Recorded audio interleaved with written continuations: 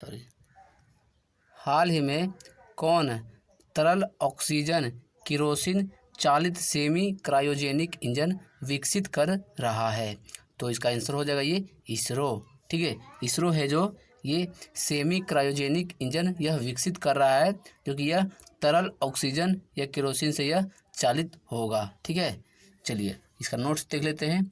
इसरो ये semi cryogenic engine विकसित कर रहा है।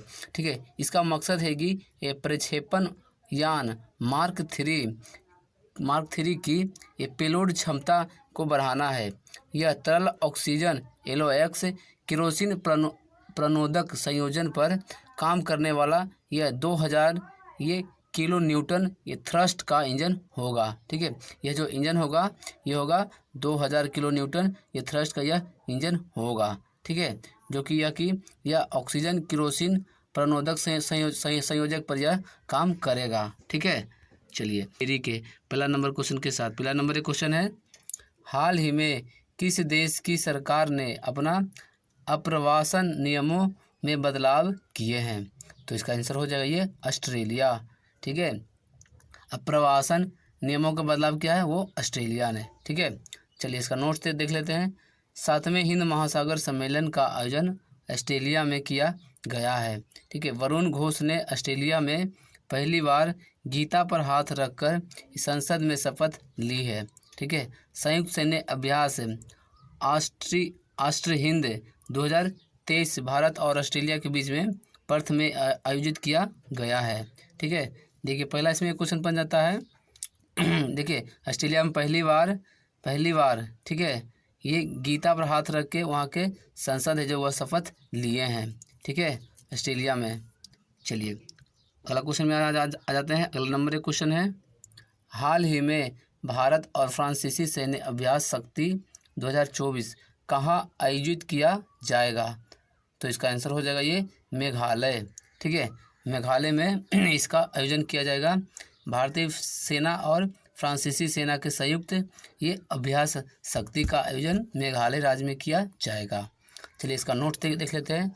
भारतीय और फ्रांसीसी सेनाओं के बीच संयुक्त सैन्य अभ्यास शक्ति ये 13 से 26 मई 2024 तक उमरोई मेघालय में स्थित भारतीय सेना के संयुक्त प्रशिक्षण नोड में आयोजित किया जाएगा।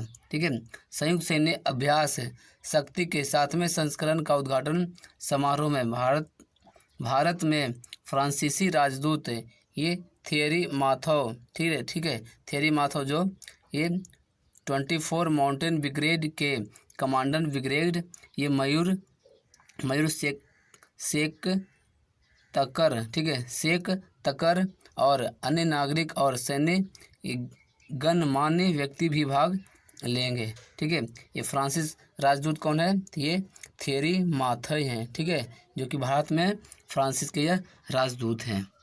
चलिए अगला क्वेश्चन है, हाल ही में किस देश ने भारतीयों की वीज़ा फ्री एंट्री की समय सीमा बढ़ा दी है? तो इसका आंसर हो जाएगा ये थाईलैंड। ठीक है, थाईलैंड में ये भारतीयों के लिए ये वीज़ा का जो फ्री का जो समय सीमा था उसको बढ़ा दिया है। ठीक है, थाईलैंड ने। चलिए इसका नोट से, थाईलैंड ने भारतीयों के लिए वीज़ा फ्री एंट्री को ये 6 महीना के लिए और बढ़ा दिया है। ठीक है, चलिए अगला क्वेश्चन में आ जाते हैं। अगला क्वेश्चन है, हाल ही में मूसा राजा का निधन हुआ है, वह कौन थे? ठीक है, तो इसका आंसर हो जाएगा ये मूसा राजा जो थे ये शिक्षाविद थे। ठीक है, मूसा राजा ये शिक्षाविद थे। चलिए इसका नोट से, जम्मू कश्मीर के पूर्व मुख्य सचिव और शिक्षाविद मूसा राजा का 87 वर्ष की आयु में चेन्नई में निधन हो गया है। वे अपने पीछे सार्वजनिक प्रशासन और शिक्षा के क्षेत्र में एक विरासत छोड़ गए हैं। ठीक है, चलिए अगला क्वेश्चन में आ जाते हैं। अगला नंबर एक क्वेश्चन है, हाल ही में CDS जनरल अनिल चौहान की अध्यक्षता में त्रिसेवा सम्मेलन परिवर्तन चिंतन ठीक है ये कहाँ आयोजित हुआ है? तो इसका आंसर हो जाएगा ये नई दिल्ली में। ठीक है, नई दिल्ली में ये परिवर्तन चिंतन एक त्रिसम्मेलन हुआ था जिसका नाम है परिवर्तन चिंतन। ठीक है, इसका आयोजन है जो ये नई दिल्ली में किया गया था। ठीक है, चलिए इसकी परिवर्तन चिंतन की अध्यक्षता कौन किए थे? तो ये अनिल चौहान, जो कि यह CDS के यह जनरल हैं। ठीक है, चलिए इसका नोट से परिवर्तन चिंतन जो कि एक अग्रणी त्रिसेवा सम्मेलन है और जिसका उद्देश्य है संयुक्तता एवं एकीकरण के प्रयासों को आगे बढ़ाने हेतु नवीन एवं उद्यतन विचार, पहल व सुधार को सृजित करना नई दिल्ली में आयोजित किया जा रहा है। ठीक है, परिवर्तन चिंतन है जो यह नई दिल्ली में इसका आयोजन किया जा रहा है, यानी कि किया गया है। ठीक है, चलिए अगला क्वेश्चन है, हाल ही में SBI जनरल ने किसे हेड प्रमुख संबंध प्रमुख के रूप में नियुक्त किया है? तो इसका आंसर हो जाएगा ये जया त्रिपाठी। ठीक है, जया त्रिपाठी है जो ये SBI जनरल के ये प्रमुख बने हैं। ठीक है, यानी कि हेड प्रमुख है जया त्रिपाठी। चलिए इसका नोट से SBI जनरल इंश्योरेंस ने जया त्रिपाठी को हेड प्रमुख संबंध के समूह के रूप में इन्हें नियुक्त करने की घोषणा की है। चलिए अगला क्वेश्चन में आ जाते हैं। अगला नंबर एक क्वेश्चन है, हाल ही में किस देश के खिलाड़ी कॉलिन मुनरो ने अंतर्राष्ट्रीय क्रिकेट से संन्यास की घोषणा की है? ठीक है, कॉलिन मुनरो जो 21 देश के खिलाड़ी हैं जो संन्यास लेने की घोषणा कर चुके हैं। चलिए इसका नोट्स देख लेते, सॉरी इसका आंसर हो जाएगा ये न्यूजीलैंड। ठीक है, कॉलिन मुनरो है जो ये न्यूजीलैंड के यह क्रिकेट खिलाड़ी हैं। चलिए इसका नोट से न्यूजीलैंड क्रिकेट बोर्ड ने 2020 में मुनरो को केंद्रीय अनुबंधन में शामिल नहीं किया था, तब से न्यूजीलैंड के लिए अंतर्राष्ट्रीय क्रिकेट नहीं खेला है। ठीक है, यानी कि 2020 से कॉलिन मुनरो है जो ये कोई भी अंतर्राष्ट्रीय यानी कि कोई भी अंतर्राष्ट्रीय मैच वो नहीं खेले हैं। ठीक है, मुनरो ने 9वें ICC पुरुष T20 विश्व कप के लिए न्यूजीलैंड टीम में नहीं चुने जाने के बाद अपनी सेवानिवृत्ति की घोषणा की है। ठीक है, जो इस बार 2024 में जो T20 वर्ल्ड कप हो रहा है ये 9वां संस्करण है, इसमें इनका नाम नहीं शामिल किया गया है, इसी कारण ये कॉलिन मुनरो है जो यह संन्यास लेने की घोषणा कर दिया है। ठीक है, चलिए अगला क्वेश्चन में आ जाते हैं। अगला नंबर एक क्वेश्चन है, हाल ही में मिस टीन ठीक है USA 2023 ने अपना पहला खिताब छोड़ा है, तो उनका नाम क्या है? तो इसका आंसर हो जाएगा ये, इसका नाम है उमा सोफिया श्रीवास्तव। ठीक है, उमा सोफिया श्रीवास्तव है जो मिस टीन USA 2023 में अपना खिताब यह छोड़ दिया था।